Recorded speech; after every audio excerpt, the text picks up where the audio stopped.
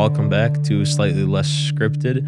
We're here on Veterans Day with a awesome guest, Dr. Ron Kuzdak, class of 1987, right? Correct. Very awesome. good. Well, thank you so much for your service. I think it's only fitting that we have you on for today's episode. Yeah, I appreciate you having me. It's an honor to be here.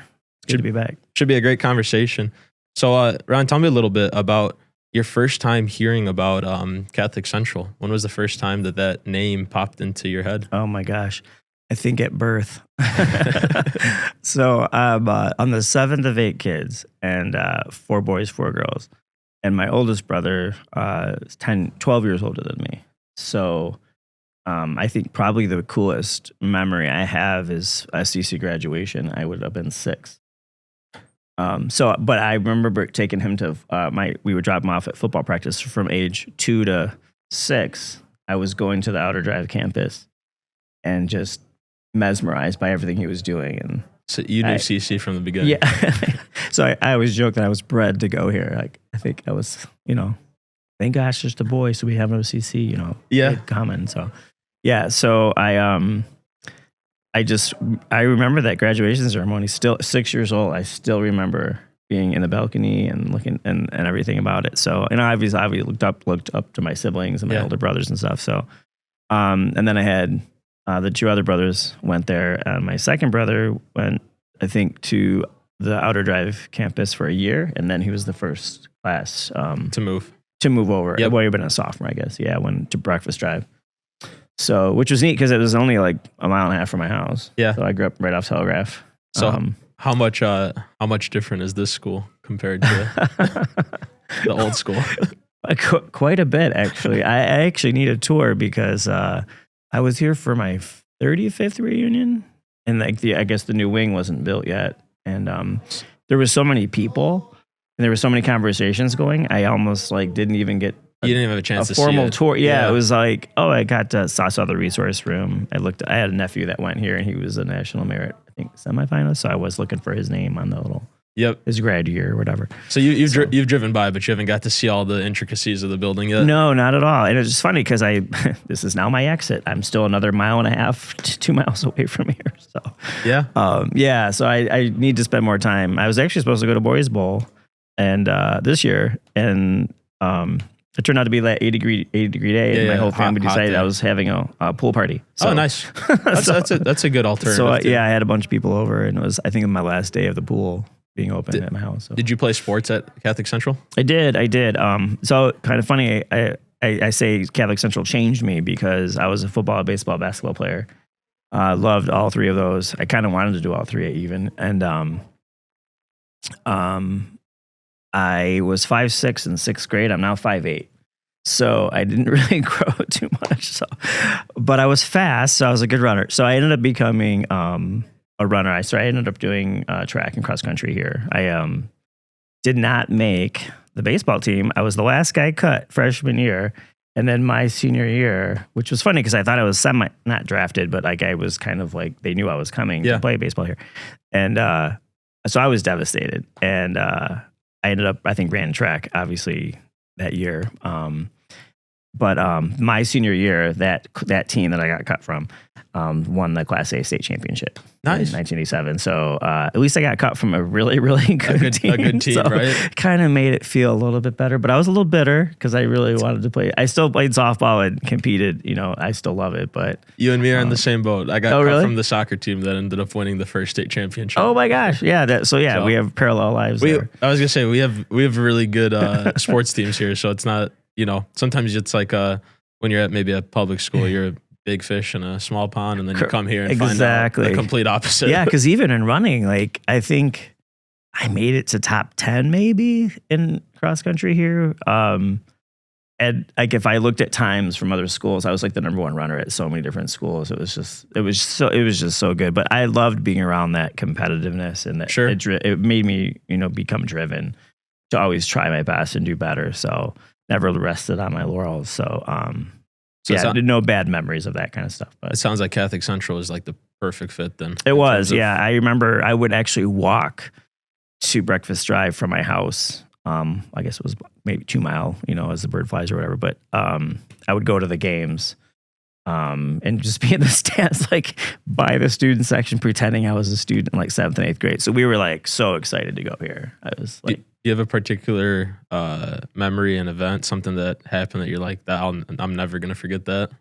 Ooh, sports memory, or like I have a really funny memory of drive. Yeah, sure. Let's do drive memory. Oh my gosh. So I want to figure out how much different it is now versus then. Okay, so this is semi-legendary. I don't know, quote unquote legendary. So it was my senior year, and then I don't know, at that time, seniors picked the theme. So still the same. Yep. Oh, is it okay? Yep, so my year was music. It was, and I remember seniors were rock and roll. And we made the freshman disco, I think, or country or something. So my homeroom was Van Halen. And perfect. Yeah. And then, so I think there was an article about it too. They're like it ended up being like best opening drive. What do you call the party? The introduction ceremony, basically, right? It was like the end of drive. It was like when we do your performances or whatever. Like, okay, this could be something different, maybe. I don't know. Well, we're assembly. Oh, the drive assembly. Yeah, okay. It was like the best opening assembly of a act, and then I was like the best finale. So what happened was, being Van Halen, I was David Lee Roth, and I was a hurdler. I was a low hurdler, and so I was very flexible. I could do splits, and I could do all kinds of crazy stuff. Low hurdles were like my jam back then. So I like to do all goofy stuff, like with contorting myself or whatever. And so being David Lee Roth, I had this wild outfit on, and I was doing Panama, the song Panama. Were there spandex involved? I had black and white socks. Tight socks up to my knees, and I had some kind of a loose, not like a parachute pant, but some kind of, it was pretty wild. Like David Lee Roth was pretty ostentatious. Oh, of course. Flashy awesome. guy, and I wore this something right with a tiger print or something, probably. Right up Sean's alley. Yeah. So it was pretty wild. So coolest moment for me though was I'm doing Panama. So two things that stick out that I did.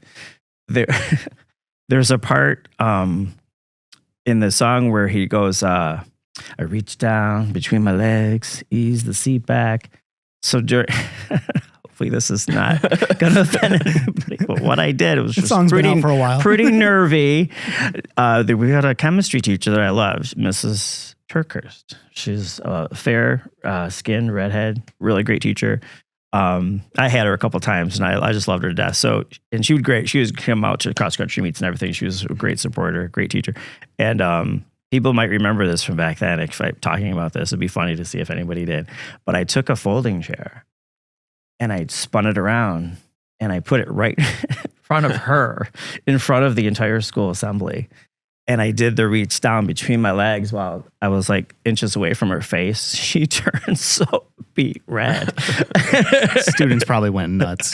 It was going crazy. It was like I was at a concert, like I was at Madison Square Garden or something. Yeah, I felt really cool. So then I had hidden a trampoline, like a small individual trampoline behind a little stage setup. Mm-hmm. And I kind of forgot to use it. I was going to do some like splits in the air and some crazy stuff during, and I kind of was doing other stuff and making it up as I went along. But it kind of hit me. I don't know how the song ends, Panama. It goes, Panama. And it kind of just dead. Mm-hmm. It stops, right? So I literally ran, jumped on the trampoline, went so high in the air, did a split. And even me, I didn't realize how high I went. Mm-hmm. I mean, it must have been 15 to 20 feet because the ground wasn't coming. I put my legs back together and it was it felt like 10 seconds, but it was probably like 2 or 3 seconds where there was no ground.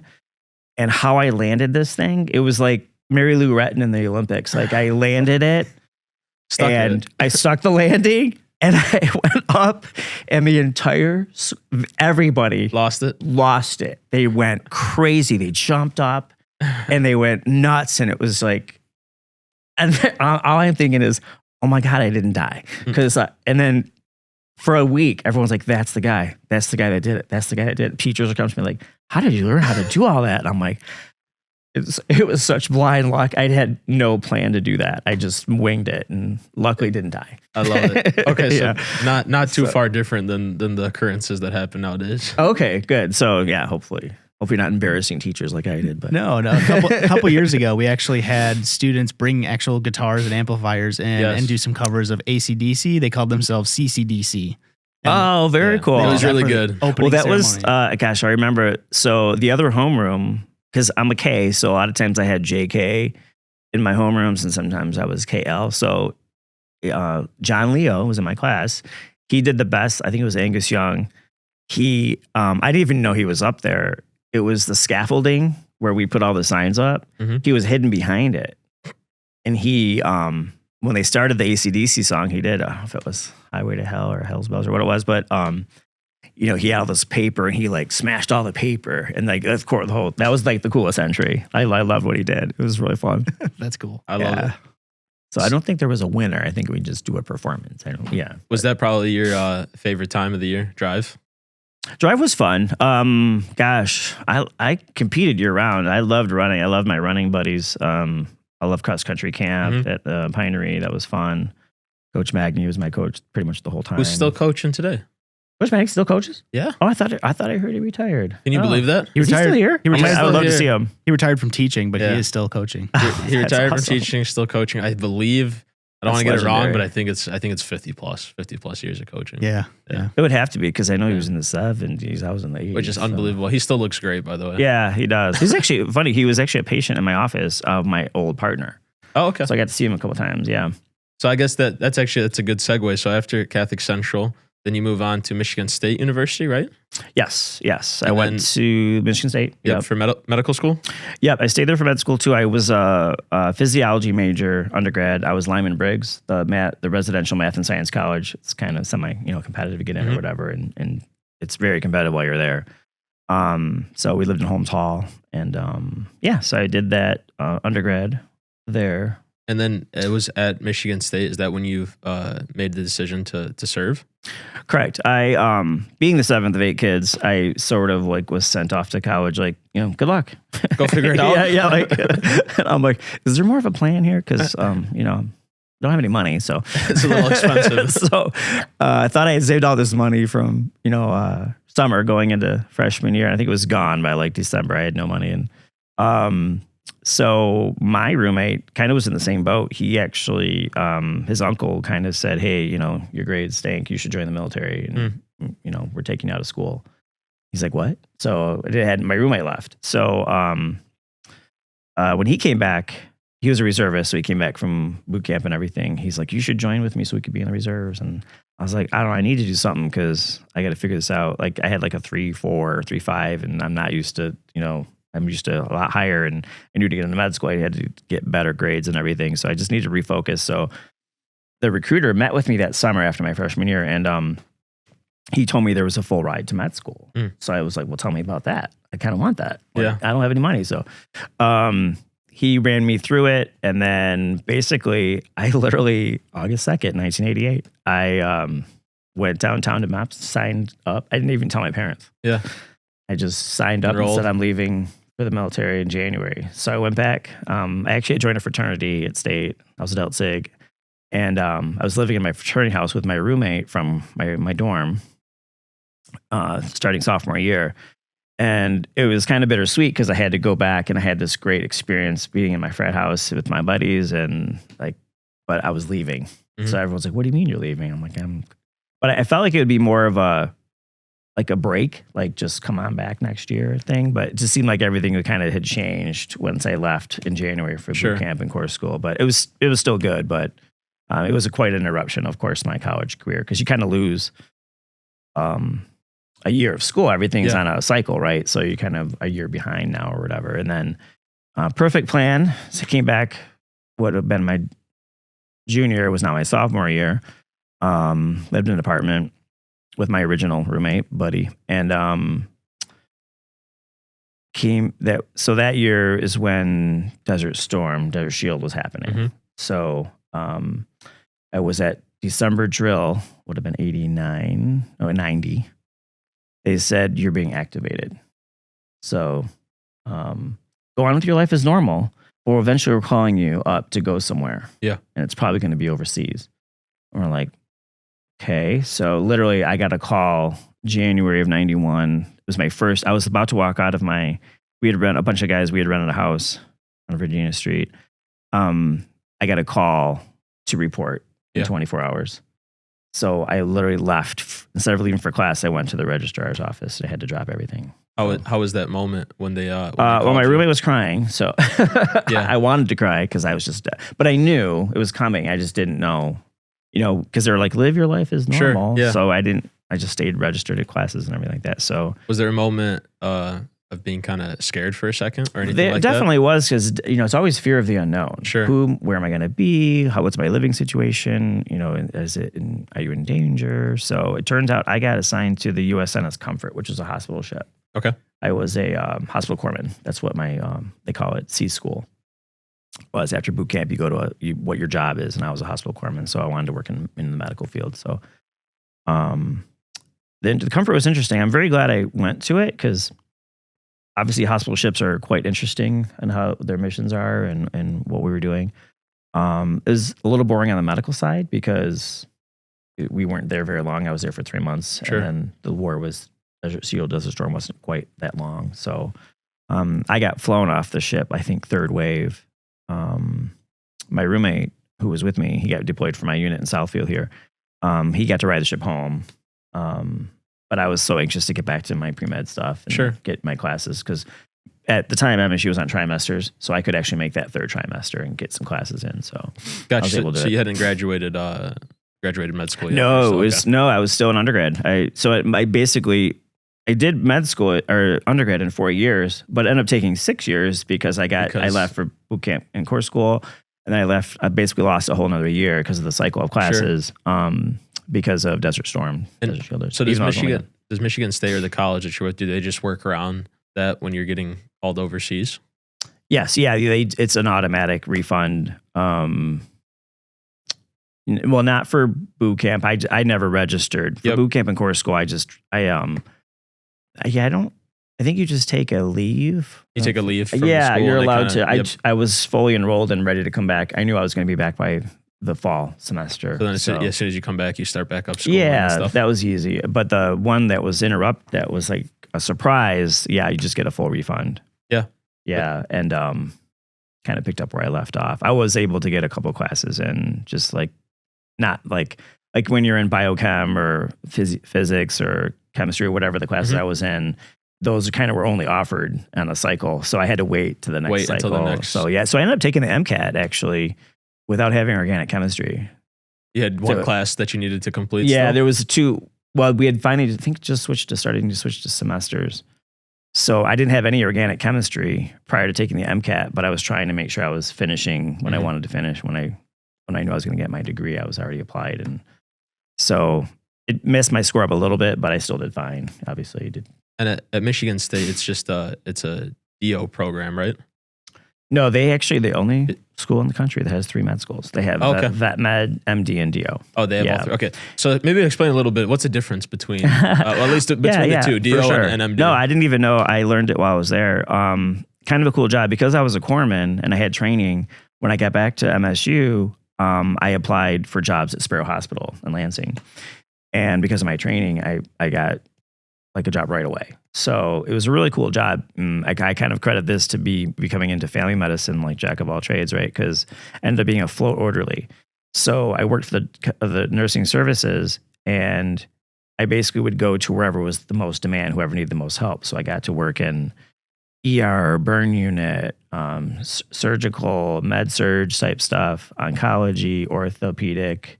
I ended up becoming a burn tech, an ER tech, an ortho tech. Like everybody took me and wanted me to work for them, but I just like moonlighted for them. So it was like I just was like absorbing everything. Yeah. So it was a really cool job that I got to work at Sparrow. And then I forgot the question. Sorry. I was going to ask the difference between being a MD and a DO. So when I was at Sparrow, though, that's right. That's where I met Sparrow was interesting. It was the first hospital in the country that was half MD, half DO. It was AOA and AMA accredited.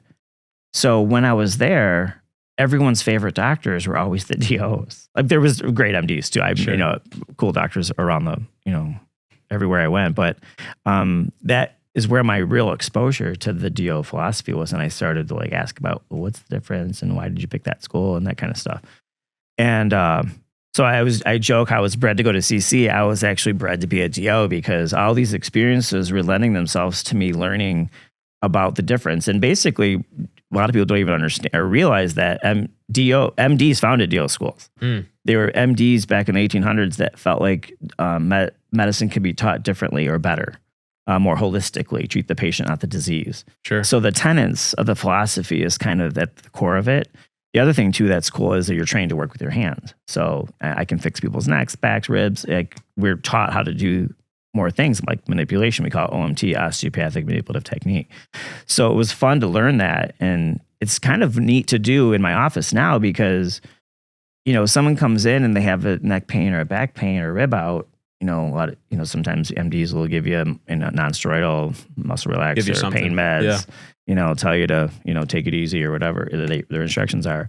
Now I can actually put the hands on the patient and you fix someone's diabetes or blood pressure, they're not thanking you, right? They don't feel any different a lot of times. You fix their back and their neck and they can move and work again. They're like, oh my gosh, you're the best. Thank you so much. This was amazing. So really it's a philosophical difference between philosophical and then training too. We're licensed obviously to can do more in a way because you can bill for OMT. So you can do stuff that MDs can't do. So now fast forwarding to today. So now you have your own practice? Correct. Yeah. What I did was got into the DO school. I got a full ride from the Navy. And then when I got my scholarship, it was right when the downsizing happened. So they kind of gave out too many scholarships. So when it was graduating from med school, I applied for the deferment to do training.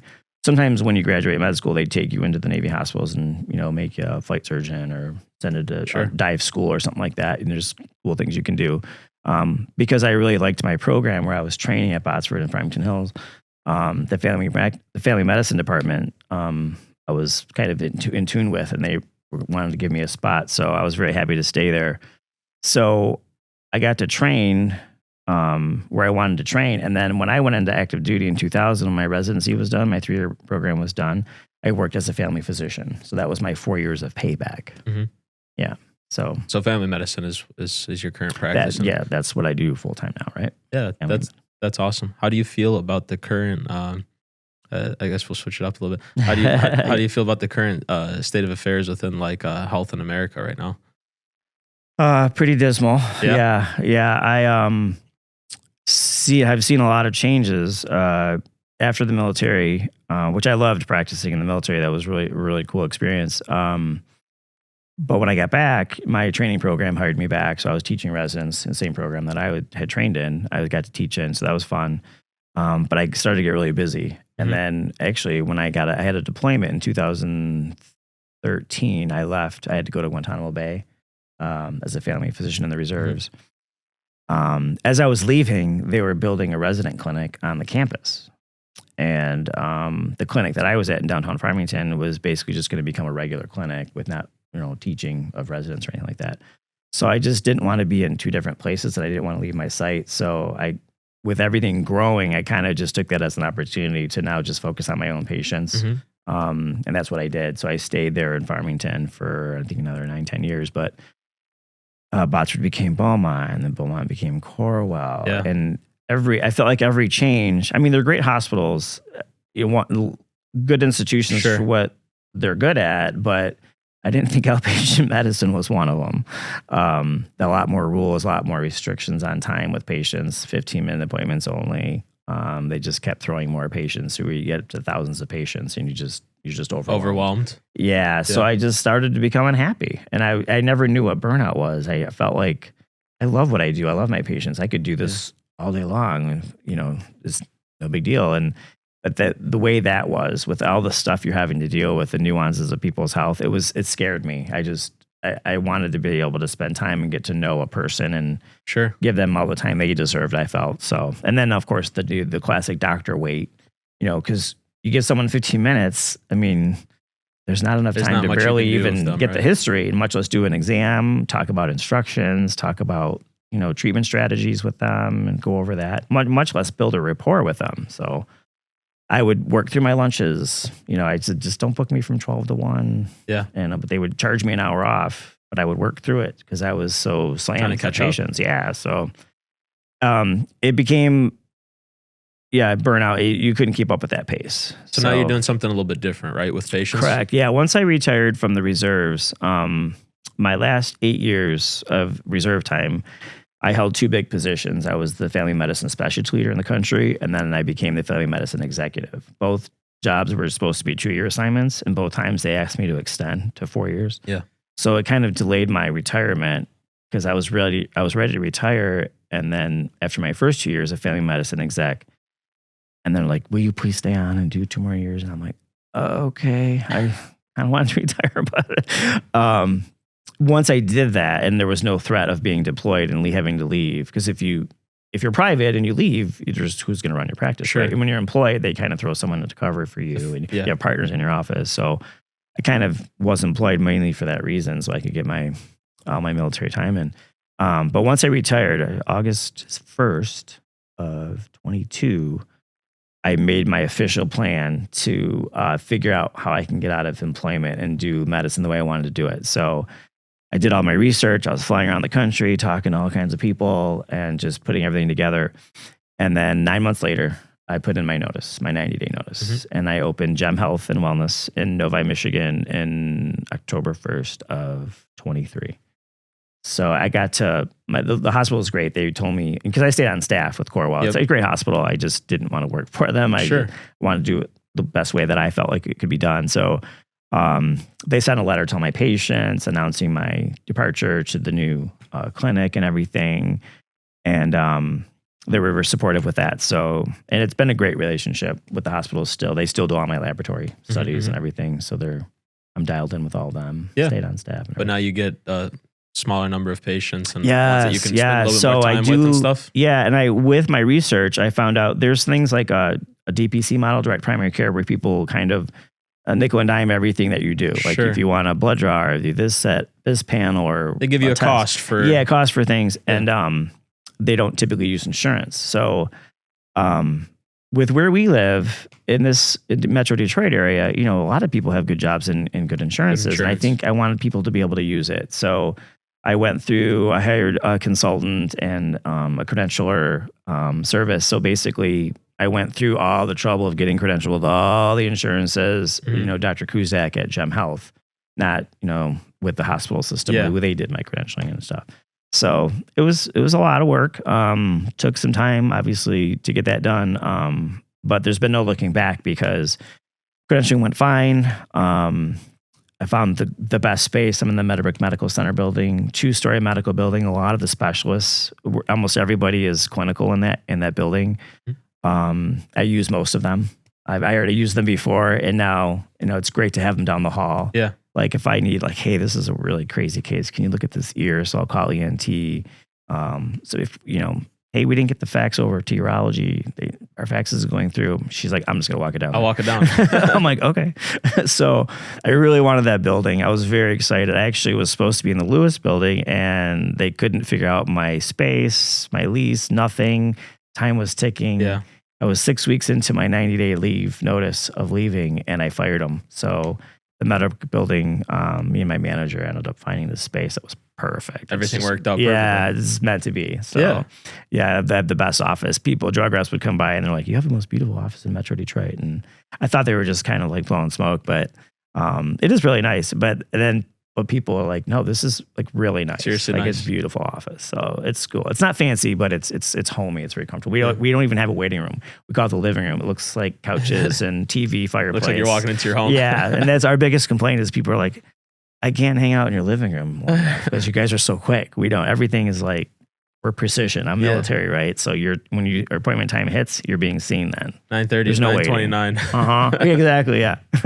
I like that. That's good. Right. Yeah. I credit Coach Magny. I was just about to say that's a Coach Magny. 7:59. Yeah. I was. Yeah. So I had him for homeroom. Triskaidekaphobia. Yeah. If you're on time, you're late. Yeah. So, that's what I'm trying to teach my kids right now. Like, I love it. Yeah. See, you got that from even before the military. You got that from Coach. CC credited that to me. Even today, I was like, I was only like 5 minutes early. I'm like, oh, this is not good. But the door was locked, so I had to walk around the building.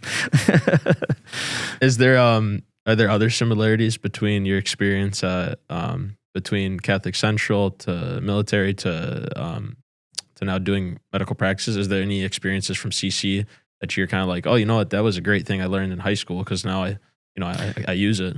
Oh, for sure. Well, I think the discipline with studying. I mean, I was kind of a geek. I loved studying. I loved school so much. You were good at school? I was good at school and I enjoyed it. Like I like homework. I was weird. My kids think I'm strange, but I went to St. Gemma. It's a great school in Metro Detroit, right off 96 and Telegraph area there. So it was a really good school. I had this teacher, Mr. Kaz, who I hear teaches at Brother Rice now.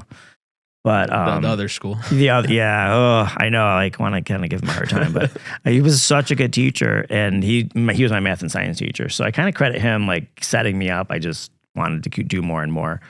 And then the teachers here, I think it was just challenging. There was expectation. You do your work, you turn it in. Mm-hmm. Like there was a regiment. Yeah, I like that regiment. And I think I didn't realize that I liked rules and regiment so much, but I thrived in the military. Yeah. I was top of my class, in boot camp, top of my class in corps school.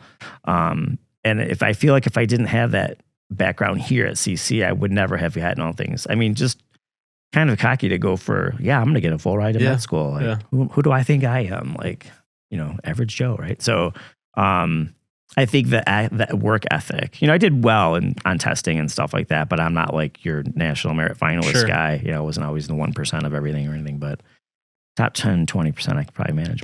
But the work ethic, even kind of like with sports too. I was always pretty good at sports, but I was never like the top runner, the top, work hard. The top baseball, top basketball. So, but I enjoyed it all. I always just loved the camaraderie. I think that was very similar. The brotherhood here? The brotherhood is amazing. It's kind of a funny story. My freshman year, when I didn't make the baseball team, talk about devastation. I actually wanted to leave. I actually told my dad I wanted to leave because I was just so embarrassed that I didn't make the baseball team. How could I not make the baseball team? I'm good. Like, I gotta go transfer. So I was gonna transfer, but I actually ran for class president and I won. Oh, so you're like, no, I gotta stay. I was like, holy shit. How embarrassing is that gonna be? The class president doesn't come back to school for that sophomore year. But it was, I went to a small grade school and I didn't know, like none of my good friends went here from Gemma. Like I liked a few of the guys that from my class, but they weren't like the guys I played sports with or anything like that. So, but it was great to have them here. I loved those guys that came. But the one that I was really good friends with, he left after freshman year. He went to St. Mary's. So, I'm like, great. I'm keep getting kicked everywhere I turn, but I didn't realize how many friends I was making. Like, I don't know how it is nowadays. Back then, like at lunch, they had the Sorrows kids, the Mike's kids, the Hugo kids. Yeah, there was like kind of, I guess you'd call them cliques. But the thing I really loved about the brotherhood here, it was like, I felt like I was friends with all of them. Mm-hmm. Like I could literally go to every table at lunch. I'm like, hey, how you guys doing? I was super friendly. And I literally think the only way I became class president because everybody knew who I was because I was super friendly. So I remember that name. Yeah. And so it was kind of a neat thing to, these guys that like from Loretto or Grace that I would play in sports. I was like, oh, I was taught to not like you. But I'm like, but you're really cool. So you guys are good guys. Yeah. In fact, it was kind of funny because when I got to Lyman Briggs at MSU, I ended up good friends with two Brother Rice guys. Yeah, we have at the end of the day, we really do have some similarities between all the for Catholic sure schools. Yeah, and I think it's kind of like the MSU U of M rivalry. Like some people think, oh, you hate U of M and you want them to be bad, and I'm like, well, no. When you go to a Big Ten school like MSU, you probably have a bunch of friends at U of M, and I do, and I love my friends, and it's kind of a fun thing. Yeah, it's more vicious, I think, on game days and stuff like that, but it's not. Yeah, I mean, at the end of the day, rivalries at its core is actually just two like organizations that are competing for the same goal. Exactly. And that's why they hate each other. Right. Yeah. But it should only last for like a little bit. It should I felt like it was a healthy for rivalry in sense of that. But I think that was great concept here to learn that. Because at first, I never had that, like, I'm not going to a school with no girls. Like, people would, I'm like, it never dawned on me. Like, that just is what girls it is. are always around. Like, they're at the mall, they're at, wherever, And then people don't even realize, like, how many friends from Mercy and Ladywood I had. You end up creating. Yeah, like a bunch of Mercy and Ladywood friends hung out with us, and several got married from my class. Yeah. To them, so no, that happened. That happens quite a bit now. Yeah. It was really neat, and it was kind of cool because I ended up dating a girl from Mercy when I was at CC, and she was a Sorrows girl, and her best friend went to Ladywood, and she went to Mercy. So we ended up like with these groups of friends. Even they were friends. Yeah, like they're still friends to this day. So even though they were rivals, so it was pretty neat. I mean, even now, I see guys that went to high school and then had a high school girlfriend from one of the sister schools or lady schools, and they get married, and I'm like, wow, this is like just even today that still happens. It does, yeah. In fact, there was a girl I went to a wedding. A girl that we were friends with in our friend group from Ladywood. She ended up marrying a guy from my class like 5 years ago. Yeah, and they actually went to 8th grade together. Isn't it? So it's kind of neat. It's Metro Detroit is a small small community. I call it the Catholic School Mafia. Do you have any advice for the guys in high school right now that maybe are looking towards medicine in terms of what they should start to think about, what's really important? Do they need to have everything figured out right now, or did you have everything figured out right? In high school? Oh my gosh, to go back, yeah. Well, I think the best advice I would have for if you're interested in medicine, to me, getting exposure, volunteering, shadowing, getting a job. See if you actually like it. Yeah, make sure you like the atmosphere. Because I've had friends that kind of regret going into medicine. They just don't like either the patient aspect of it, or they feel controlled with the way the medicine is now. The insurance companies are not, they're not fun to deal with, that's for sure. They don't have as much autonomy, I think. Control. So I think it's very rewarding. I still think it's a very big honor to be a physician and to be able to contribute to the world that way. I absolutely love what I do. I'm extremely passionate about it. So to be able to go to my own baby at Gem Health and do it every day, it's just such a joy. Yeah. So, and I have great staff. So I just get to work with my friends that I hired. They're all really good. And I think if you can see that vision for yourself, but be open. I thought I was going to be an emergency medicine doctor because I really loved being an ER tech at Sparrow. And the docs that I worked with, they're like, you have a guaranteed spot in our ER residency.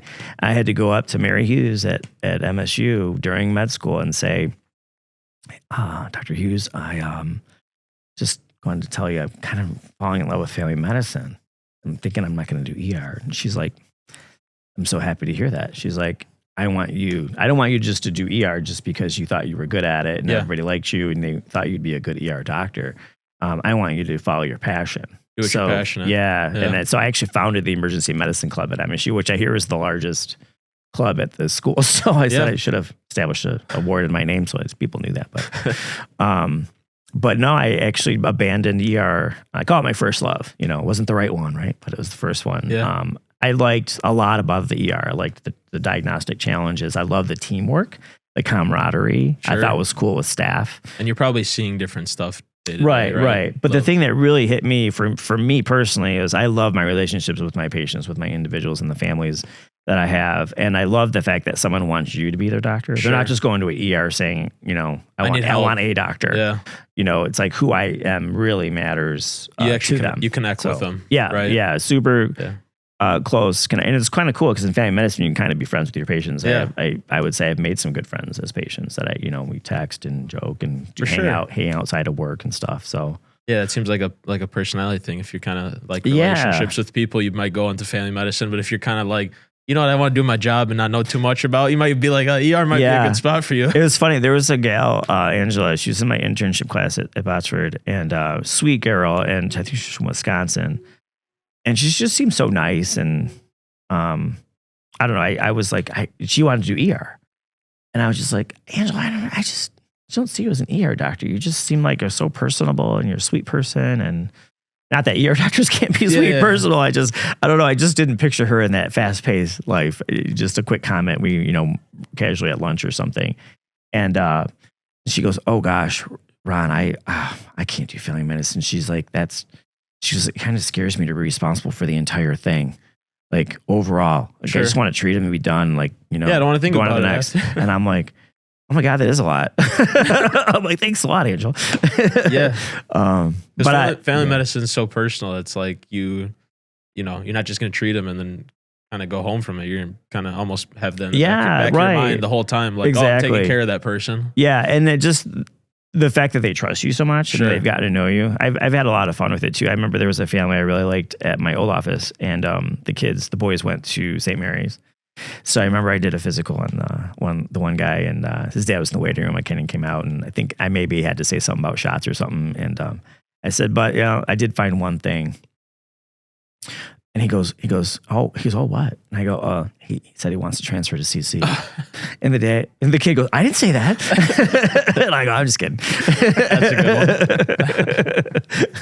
I like that. So right now, doctor's orders. Yeah. So, and then I had a couple of patients that I found out, like, get to know their histories, and they're like, oh, he's like, oh, you want to see, and then find out they're a Brother Rice grad or something. I'm like, all right, we're done here. Or like, oh, wait till your exam. I can't treat you anymore. Yeah.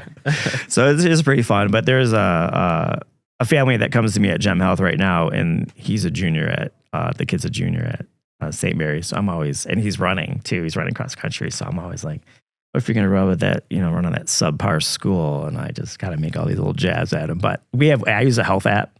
And so all my patients are on the health app. So I'll ask him how his races are. He was doing I ended up becoming a triathlete and duathlete, and I competed nationally. So he's trying to do triathlons now. So I've been giving him advice. He's actually borrowing my wetsuit to do triathlons, and he's been doing the T-Rex series over here at Proud Lake.